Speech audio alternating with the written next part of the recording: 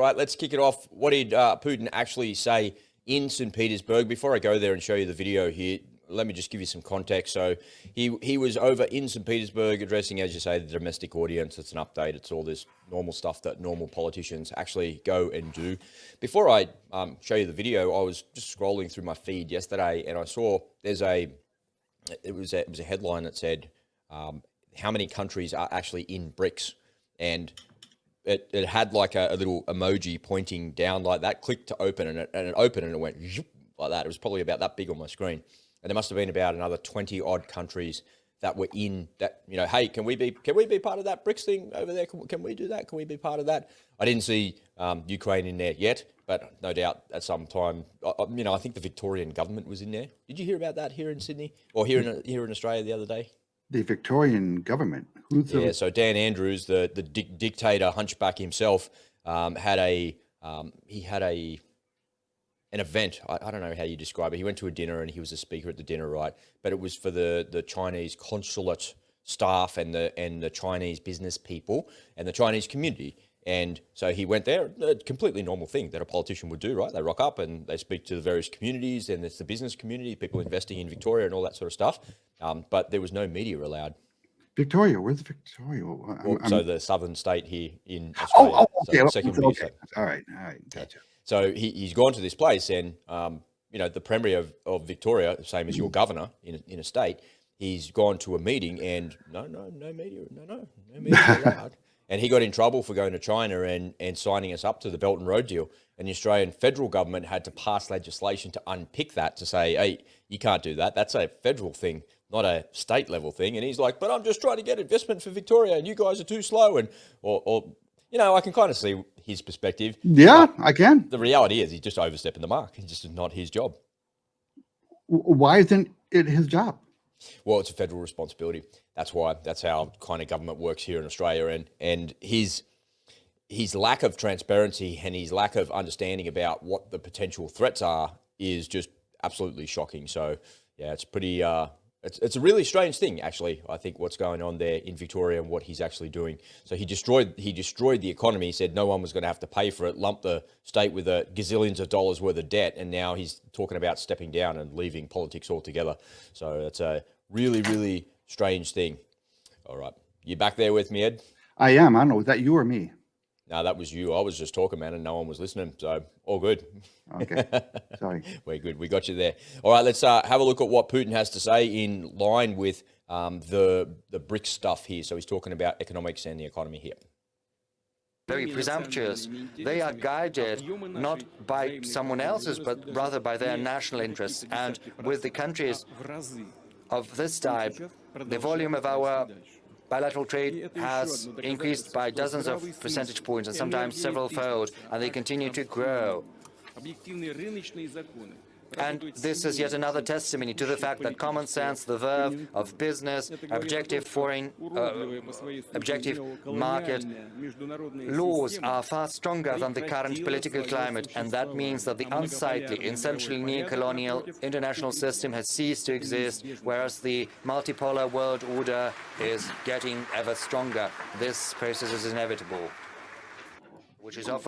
So it's a bit hard to see what he's saying there. So what is he really saying? I've watched it a couple of times, so I'll just give you the context there of it. He's saying that you put sanctions on us in an attempt to actually hurt us, but the opposite has actually happened. We've got double-digit growth. Mm-hmm. And in that double-digit growth, we're attracting more people that want to trade with us and work with us, and now we're destroying the colonial system and turning it into a multipolar system. And it goes back to the very heart of that original comment that he had right at the start of the war when all those sanctions were applied. He said, I wish you'd done it earlier.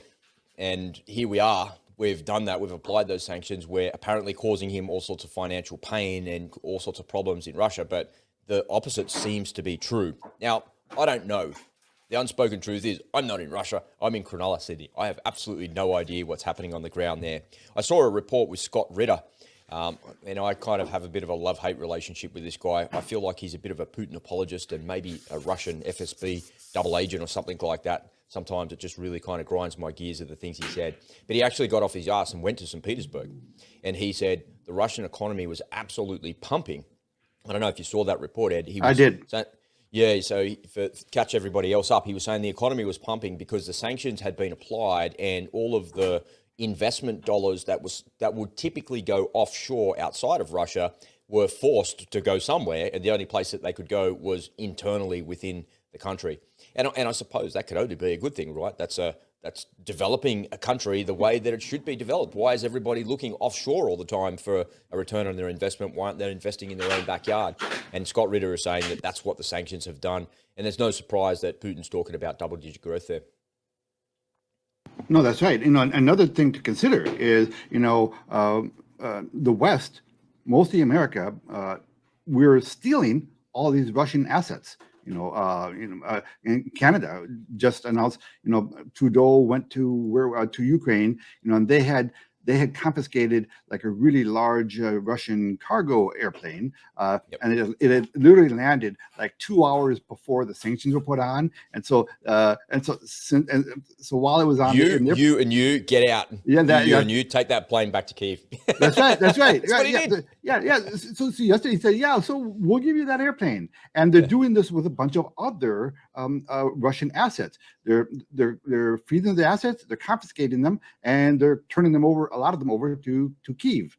So and look, the rest of the world is looking at this. Said listen, we can't trust doing business with America anymore, because if we do something that they don't like, they're just going to steal our money.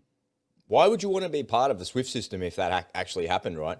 That's like such a that's a second and third and fourth order effect that the people that are applying these sanctions to Russia don't really fully understand. I mean, the net effect of what's going on, listen, we have a huge de-dollarization going on across the world. Hence, the BRICS nations, the BRICS coalition is growing larger and larger. There's a reason for that. Okay, the rest of the world is starting to. I think they've resented the way the West has done business, primarily America, for an awful long time, and they're just now. Hold on. Excuse me. Achoo. And the rest of the world is just now saying, you know what? We don't need the dollar anymore. Let's start looking for alternatives. Look at the Pan-African coalition that have been put together. Look what happened in Brazil, our own southern country. We have freaking Macron now planning to attend some big BRICS meeting. Could France be joining BRICS pretty soon? I saw him and MBS were shaking hands, saying good day to each other earlier today. So, and MBS has been very vocal with Tehran, and he's been, changing the way that the Abraham Accords is working, trying to bring Iran into that follow-up. What the hell, man? And so now Macron's talking to him. Remember Macron went to China just a couple of months ago, and he came back saying, the Chinese are doing it like this. We should do it like that as well. It's like, well, maybe there's a lot of good things the Chinese have actually got that you should listen to. And maybe instead of like trying to project force and power all the time, you project economic growth and help. So, well, that deal you're referring to, Macron had come back from China after signing a huge natural gas agreement with China that's going to settle in the Chinese yuan rather than the dollar. So there you go. So people who you would assume were a staunch ally, they're now joining the BRICS nations, and pretty soon, I think that could be the end of the Ukrainian war. It's going to end with whatever. Stop it, my head is like I need that emoji, the exploding head emoji. And when is America going to learn their lesson? When are we going to say, you know what, our bad? And change their ways. I don't think they can at this point. We cannot change our ways. We're too deep into it. Well, RFK said that on the Joe Rogan interview yesterday. He's saying, look, we've for years and years we've been doing all of this, and he said, just look at what China is doing. They're not going forth with projecting military force. They're going forward projecting economic force. And no matter what happens, America is still the number one in the world for the economy. At the moment, if RFK brought the military home and, slowly unpicked the world from the US military and then turned it all inward to grow the US economy, then everybody could move forward. But the problem is that nobody trusts each other. That's the utopian world that everybody lives in. Nobody trusts Xi Jinping with his giant military, his threats of taking over Taiwan or Hong Kong or something like that. And, and he's made good on a lot of his threats. as well. But equally, he's not out there kind of waving his finger at everybody saying you can't invade another country, you can't do this, you can't do that.